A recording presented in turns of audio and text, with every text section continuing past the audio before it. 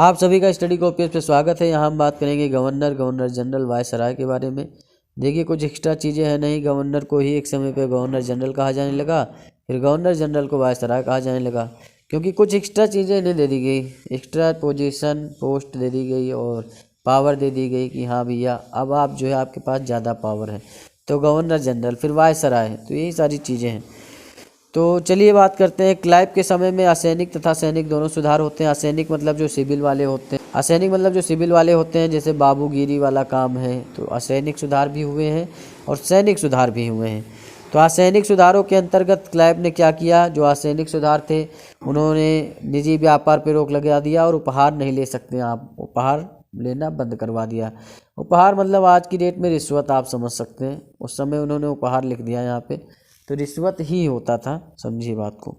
तो निजी व्यापार पे भी रोक लगा दिया। निजी व्यापार समझ सकते हैं आपकी, अगर आप सरकारी जॉब में हैं, ठीक, सरकारी डॉक्टर हैं आप, इस तरीके से मान सकते हैं, तो आप क्लिनिक नहीं खोल सकते। तो इस तरीके काम इसने किया कि अगर आप सरकारी डॉक्टर हैं तो आप क्लिनिक नहीं खोल सकते हैं, सरकारी टीचर हैं तो आप जो है अपना अलग से कोचिंग सेंटर, अपना अलग से स्कूल नहीं चला सकते हैं। तो ये सुधार इसने किए थे, सैनिक और असैनिक दोनों सुधार किए। उसने आंतरिक कर देना अनिवार्य बना दिया कि आंतरिक कर आपको देना है। सैनिक सुधारों के अंतर्गत क्लाइव ने क्या किया कि आज्ञा दी कि दोहरा भत्ता बंद करा दिया। दोहरा भत्ता समझते हैं, जैसे आप उसी सिटी में हैं और वहाँ पर आपको एचआरए मिल रहा है, तो जैसे आप जहाँ पे रहते हैं, आपका जहाँ घर है, आप लखनऊ के हैं, तो लखनऊ में ही आपको जॉब मिल जाए और उसके बाद सरकार आपको एचआरए भी दे।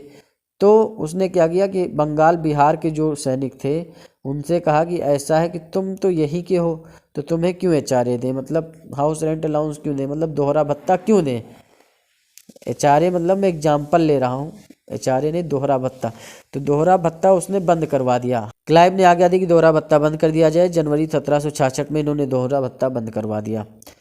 केवल उन सैनिकों को ही मिलता था जो बंगाल तथा बिहार की सीमा के बाहर कार्य करते। अब यहाँ पर आपको कन्फ्यूजन होगा, तो हम पहले चलिए बंगाल के गवर्नर के बारे में आपको सही से बता देते हैं और सारी चीज़ें आपकी क्लियर हो जाएंगी और मज़ा आएगा पढ़ने में, समझिए। नहीं फिर आप कंफ्यूज हो जाएंगे कि ये अब गवर्नर जनरल वायसराय कहाँ से क्या आ गया है। तो चलिए चलते हैं, आपको सिखाते हैं पूरी चीज़ें।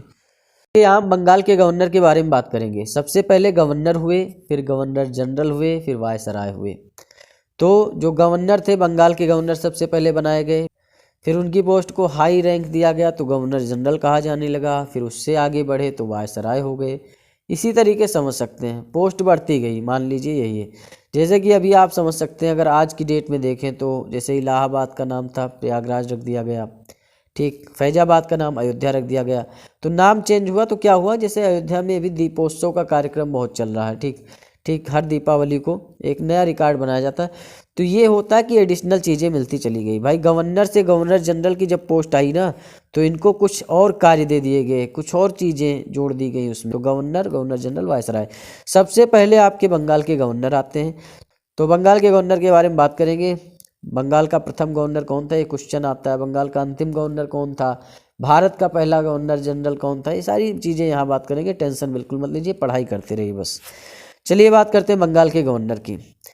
तो रॉबर्ट क्लाइव का नाम आप जानते ही हैं। प्लासी का युद्ध हुआ था 23 जून 1757 को, ठीक। इसमें सिराजुद्दौला और इनके मध्य युद्ध होता है, जिसमें सिराजुद्दौला को हरा देते हैं। पूरे बंगाल पर किसका, रॉबर्ट क्लाइव का कब्जा हो जाता है, मतलब अंग्रेजों का कब्जा हो जाता है। तो इसी खुशी में अंग्रेज क्या करते हैं कि गवर्नर अपॉइंट करते हैं, किसको, रॉबर्ट क्लाइव को, कि ऐसा है तुम बंगाल के गवर्नर हो, पहले गवर्नर तुम ही हो। तो रॉबर्ट क्लाइव खुश हो जाते हैं कि मुझे पहला गवर्नर बनने का सौभाग्य प्राप्त हुआ। तो रॉबर्ट क्लाइव भारत बंगाल के प्रथम गवर्नर थे। गवर्नर जनरल नहीं, ये कन्फ्यूजन नहीं रखना, ये क्वेश्चन बहुत आता है कि बंगाल का प्रथम गवर्नर कौन था। तो रॉबर्ट क्लाइव थे पहले गवर्नर। फिर 1757 से 60 तक ये पूरा गवर्नर रहते हैं, मतलब 1757 में प्लासी का युद्ध हुआ ही था 23 जून 1757 को, और 1760 तक ये आपके गवर्नर रहते हैं। फिर इनको अपने बीवी बच्चों की याद आ जाती है और ये लंदन चले जाते हैं अपना घर परिवार से मिलने के लिए, समझ ही सकते हैं। आदमी कितने ही दिन दूर रह सकता है, आप समझ ही सकते हैं। तो ये जो है वहाँ पहुँच जाते हैं। तो अब यहाँ भी किसी को होना चाहिए, तो फिर 1760 में जो है हॉलवेल होते हैं, उन्हें जो है गवर्नर अपॉइंट किया जाता है बहुत कम समय के लिए। और इनके बाद में आते हैं लॉर्ड वेंसी टॉर्ट। ये 1760 से 65 तक रहते हैं। ये जितने गवर्नर पढ़ाए जा रहे हैं बहुत इंपॉर्टेंट हैं, क्वेश्चन यहीं से बनते हैं। मॉडर्न हिस्ट्री को जो है हल्के में मत लीजिए, और यहीं से क्वेश्चन फंस जाते हैं, आदमी का दिमाग कंफ्यूज हो जाता है। तो इसीलिए डिटेल में पढ़ाया जा रहा है, डिटेल में पढ़ लीजिए, फिर क्वेश्चन आंसर जब कराएंगे तो चीज़ें आपकी क्लियर हो जाएंगी, समझ ही सकते हैं। तो लॉर्ड वेंसीटार्ट जो है वो आपके 1760 से 65 तक रहते हैं गवर्नर, कहाँ के, बंगाल के। तो बक्सर का युद्ध जो होता है इन्हीं के समय होता है, क्योंकि बक्सर का युद्ध 1764 में होता है, और उसमें हेक्टर मुनरो जो होते हैं वो सेनापति होते हैं। तो अगर क्वेश्चन आ जाए कल को कि जब बक्सर का युद्ध हुआ उस समय गवर्नर कौन थे बंगाल के, तो आप क्या रॉबर्ट क्लाइव लगा के आएंगे? नहीं, ऐसा नहीं करना है। लॉर्ड वेंसीटार्ट उस समय गवर्नर थे, 1760 से 65 तक गवर्नर थे। कॉपी पेन ले लीजिए और डिटेल में सारी चीज़ें लिखिए आप लोग, क्योंकि बहुत ज़्यादा इंपॉर्टेंट चीज़ें हैं, यहाँ से क्वेश्चन आते हैं, समझ सकते हैं आप लोग। तो ये सारी चीज़ें हैं।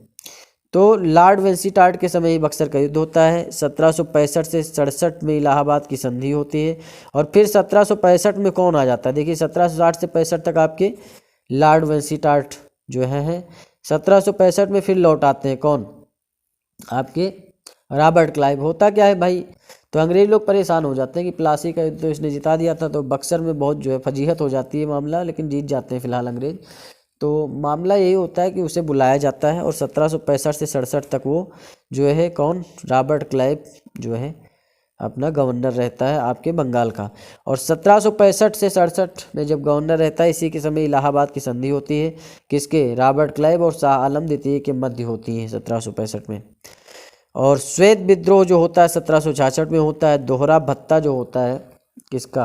अंग्रेजों का, वो बंद कर देते हैं रॉबर्ट क्लाइव। ऐसा है कि आपको एचआरए वगैरह नहीं मिलेगा। आज की डेट में आप एचआरए की तरह जोड़ सकते हैं, जैसे आप उसी सिटी में रहते हैं तो वही आपका घर है, वही आपका सिस्टम है पूरा, और आपको उसमें एचआरए भी सरकार दे तो नहीं देगी। उसने यही कहा कि आप बंगाल बिहार के हैं तो आपको जो है एचआरए नहीं मिलेगा। दोहरा भत्ता बंद कर दिया गया।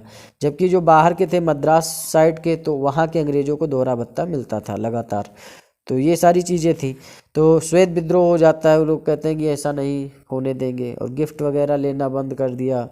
मतलब इसने बहुत सारे कानून लगा दिए कि आप गिफ्ट नहीं ले सकते हैं, आप जो है रिश्वत नहीं ले सकते हैं, सारी चीज़ें बात कर दी। गिफ्ट का मतलब रिश्वत ही समझिए, वो गिफ्ट उस समय के लिए था, वो रिश्वत ही था। तो 1766 में श्वेत विद्रोह होता है, दोहरा भत्ता जो है इसने बंद किया था, ठीक, बंगाल बिहार में। और 1765 में ही इसने क्या किया, बंगाल में द्वैध शासन लगा दिया। तो बंगाल में द्वैध शासन कब लगा, किसने लगाया? तो भैया 1765 में लगा था, ठीक, और 1772 तक ये चलता है। और किसने लगाया था? रॉबर्ट क्लाइव ने लगाया था।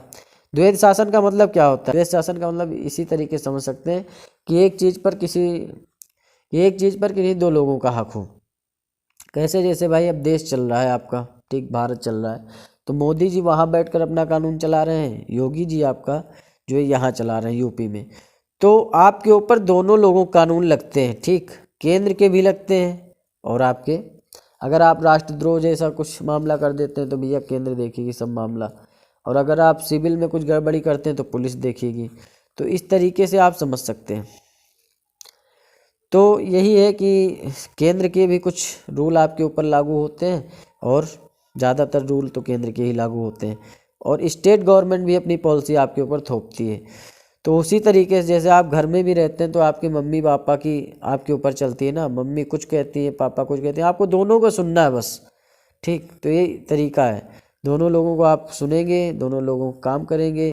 आपके ऊपर भी द्वैध शासन लगा हुआ है, तो जब आपके ऊपर द्वैध शासन लगा हुआ है तो उसने बंगाल पे द्वैध शासन लगा दिया कि ऐसा नवाब जो है उनकी भी बात माननी है और हमारी भी बात माननी है। तो ये दोनों चीज़ें थी।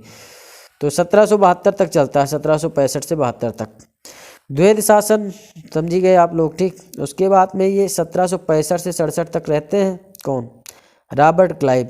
अब इनको जो है बर्क एक अंग्रेज थे, उन्होंने राइटर थे, उन्होंने क्लाइव को कहा था कि ये बड़ी बड़ी नींवें रखने वाला है, और परसिवर ने कहा था ये भविष्य का अग्रदूत है। ये सारी चीज़ें हैं।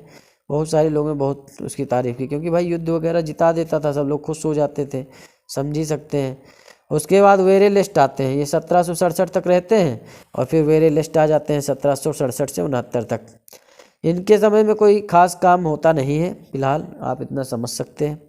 फिर आपके कर्टियर आते हैं 1769 से 72 तक। ये आधुनिक भारत का जो प्रथम अकाल पड़ा था ना, इन्हीं के समय। अगर कल को क्वेश्चन आ जाए भैया आधुनिक भारत का अकाल कब पड़ा, तो आप 1770 बता देंगे कि 1770 में आधुनिक भारत का प्रथम अकाल पड़ा था। और उस समय कर्टियर थे आपके क्या, बंगाल के गवर्नर। अगर आपको याद ही नहीं, आपने सीरियल में चीज़ों को लिखा ही नहीं, तो कहाँ से याद करेंगे। फिर इस तरीके से आप लोग समझ सकते हैं। देखिए जो 1757 से 60 तक कौन थे आपके, रॉबर्ट क्लाइव थे। फिर 1760 में थोड़े समय के लिए हॉलवेल आते हैं, इनके समय कोई घटना वटना होती नहीं है। और ये 1760 से 1765 तक आपके लॉर्ड वेंसीटार्ट होते हैं, बक्सर का युद्ध इन्हीं के समय होता है। उसके बाद में 1765 से 67 तक आपके कौन आ जाते हैं, फिर से रॉबर्ट क्लाइव आ जाते हैं। 1767 से 69 तक आपके वेरेलिस्ट होते हैं। और 1769 से 1772 तक आपके कर्टियर होते हैं। और जो है कर्टियर जो है इन्हीं के समय 1770 में भारत का प्रथम अकाल जो है इन्हीं के समय पड़ता है। तो ये सारी चीज़ें समझे। फिर 1772 में कौन आ जाते हैं आपके, 1772 में आपके आ जाते हैं, फिर 1772 में वारेन हेस्टिंग आ जाते हैं। ठीक, अब 1772 में आते तो हैं वारेन हेस्टिंग, लेकिन क्या है कि अब ये क्या है, अंतिम गवर्नर है। अंतिम गवर्नर होते हैं ये कौन, आपके वारेन हेस्टिंग अंतिम गवर्नर होते हैं। और इन्हें जो है फिर एडिशनल चीज़ें दी जाती हैं, बंगाल बिहार उड़ीसा की सारी दीवानी इन्हें दे दी जाती है, सब चीज़ें दे दी जाती हैं। और 1773 में ये बन जाते हैं बंगाल के गवर्नर जनरल। तो वारेन हेस्टिंग आपके क्या है, बंगाल के अंतिम गवर्नर हैं। और बंगाल के प्रथम गवर्नर जनरल की बात आएगी तो भी यही है। ठीक, क्योंकि गवर्नर को गवर्नर जनरल कब कहा जाने लगा, तो 1773 में। याद रखिएगा ये डेट बहुत ज़्यादा जरूरी, कभी कभी क्वेश्चन ऐसे भी बना सकते हैं, लेकिन आपको ध्यान रखना है। तो वारेन हेस्टिंग आपके बंगाल के अंतिम गवर्नर और प्रथम गवर्नर जनरल होंगे। तो नेक्स्ट क्लास में अब आगे की बात करेंगे गवर्नर जनरल की। तो इस तरीके से जब आप चीज़ों को समझेंगे तो ज़्यादा सही रहेगा और बहुत बढ़िया तरीके से आप लोगों को पढ़ना है। ऐसा नहीं ऊपर ऊपर से पढ़ लेंगे तो बात ये होगी कि मेन चीज़ है कि जब क्वेश्चन आंसर करेंगे तब दिक्कत होगी। तो ये सारी चीज़ें आपने जानी ली हैं। अब अपने प्रशासनिक सुधारों के अंतर्गत जो है हेस्टिंग ने सर्वप्रथम 1772 में कोर्ट ऑफ डायरेक्टर्स के आदेशानुसार बंगाल में द्वैध शासन की समाप्ति की घोषणा कर दी। तो देखिए शुरू तो किसने किया था, शुरू ने आपका किया था आपके रॉबर्ट क्लाइव ने 1765 में। 1772 तक चलता है द्वैध शासन आपका, लेकिन समाप्त किसने कर दिया, वारेन हेस्टिंग ने कर दिया। और राजकीय कोषागार की स्थानांतरण मुर्शिदाबाद से कलकत्ता कर दिया। वारेन हेस्टिंग्स का विचार था कि समस्त भूमि शासक की है। राजस्व सुधारों को व्यवस्थित करने के लिए उसने परीक्षण और अशुद्धि के नियम को अपनाया। फिर जो है रेगुलेटिंग एक्ट 1773 के तहत ब्रिटिश संसद के द्वारा बंगाल में पहली बार कॉलेजिस्ट सरकार की व्यवस्था की गई। इस सरकार में एक अध्यक्ष तथा 4 सदस्यों का प्रावधान किया गया। अध्यक्ष को गवर्नर जनरल का पद नाम मिल गया। तो देखिए अब ये गवर्नर जनरल आ गया है। मैंने गवर्नर के बारे में सब कुछ बता दिया है कि गवर्नर से गवर्नर जनरल कैसे पहुँचे हैं।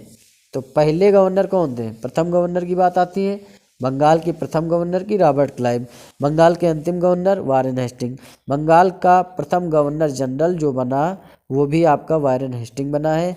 तो इससे आगे जो है गवर्नर जनरल की सारी बात कंटिन्यू करेंगे, क्योंकि कन्फ्यूजन आपके पैदा ना हो। क्योंकि आप जब आगे क्वेश्चन आंसर करें तो एकदम क्लियर होके करें, मतलब माइंड में डाउट ना रहे कि कहाँ से क्या आके टपक रहा है। तो ऐसा कुछ नहीं है, पढ़ने में मज़ा आने वाला है और बहुत अच्छे तरीके से पढ़ाएंगे। घटना चक्र समझिए बात को, ऐसे नहीं पढ़ना है। चैनल को सब्सक्राइब करिए, लाइक करिए, कमेंट करिए, शेयर करिए। धन्यवाद, थैंक यू, शुक्रिया।